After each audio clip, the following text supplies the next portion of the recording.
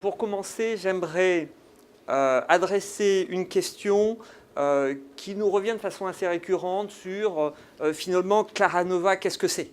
Est-ce que c'est une holding? Quelle est finalement la cohérence entre vos activités? Est-ce qu'il y a des synergies entre vos business? En fait, aujourd'hui, Claranova n'est pas une holding, c'est un groupe technologique présent sur les trois secteurs qui correspondent en fait aux trois grandes révolutions de la technologie de ces 20 dernières années.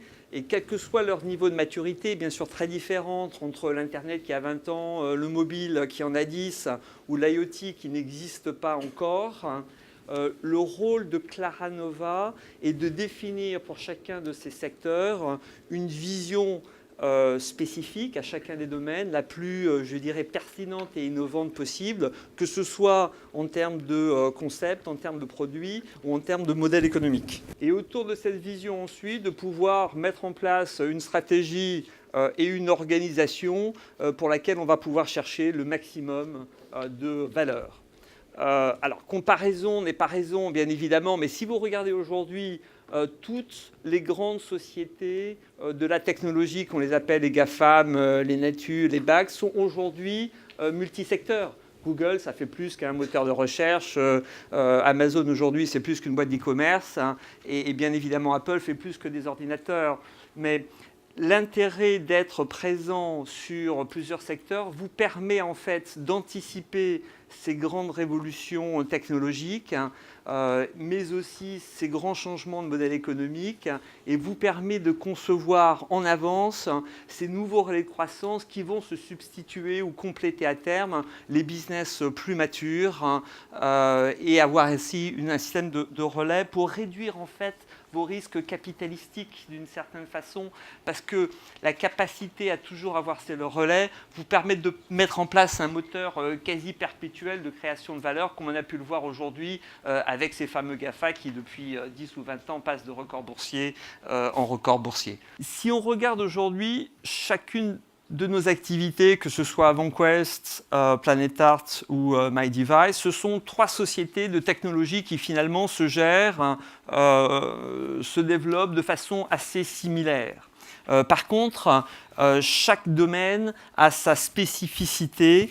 Quand on parle de l'Internet, qui aujourd'hui a plus de 20 ans, on est essentiellement sur une problématique de valorisation liée à son profit.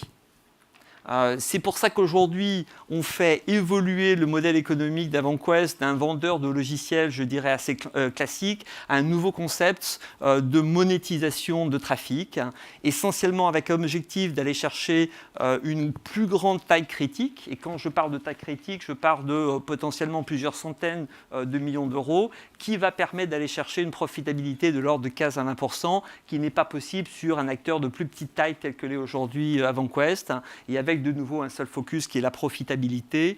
Si vous regardez le domaine du mobile, on reste sur des perspectives aujourd'hui, même si c'est à 10 ans de valorisation, qui restent liées à votre croissance. Votre capacité à pouvoir développer au niveau mondial le plus rapidement possible un nouveau concept, ce que l'on a commencé à faire avec l'impression sur mobile, sur un focus qui reste essentiellement une croissance organique la plus forte possible. Si on regarde enfin le domaine de l'Internet des objets, qui en fait n'existe toujours pas. On sait que c'est la prochaine grande révolution technologique, mais c'est un marché qui reste en devenir, où la valorisation va être essentiellement autour d'une technologie et de la capacité à pouvoir être en avance en termes de solutions qui peuvent se déployer plus rapidement sur un nouveau domaine. On a montré qu'on était capable d'attirer des acteurs de qualité comme Alibaba, comme Sprint, comme Ingram Micro, qui ont fait confiance et ont choisi notre technologie. Il nous reste aujourd'hui à valider et monter en charge notre modèle économique.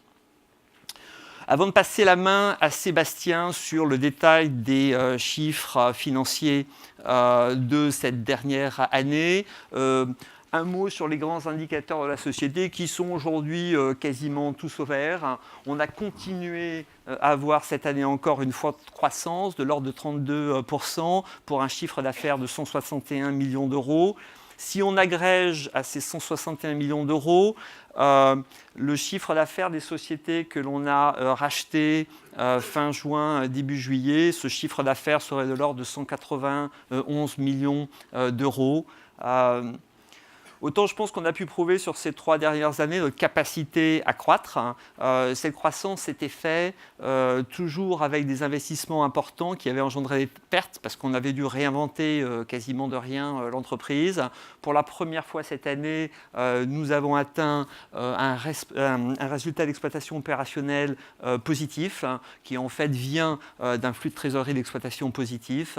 Et on a aujourd'hui une trésorerie assez compétente qui nous donne les moyens de notre développement, dont je vous parlerai tout à l'heure sur différents sujets. Et je laisse Sébastien maintenant détailler nos chiffres.